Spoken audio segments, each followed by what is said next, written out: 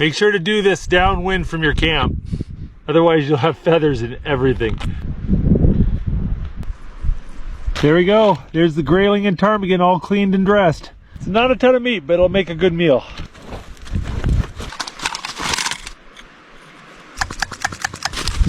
All right, I'm gonna pour about half the blueberries into this bag. As he just adds some water to the blueberries, and all the sticks and leaves will float. And you kind of just skim them off. There we go, got some clean blueberries.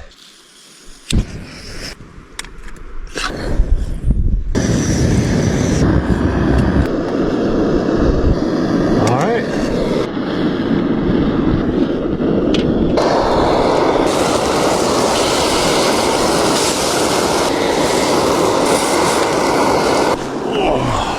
Well, it's starting to rain. I think I better eat my dinner quickly.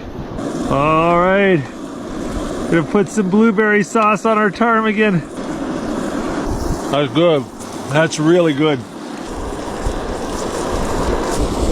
That's not bad. I didn't overdo it. That was good. But this rain and wind is getting me cold. I think I need to get inside.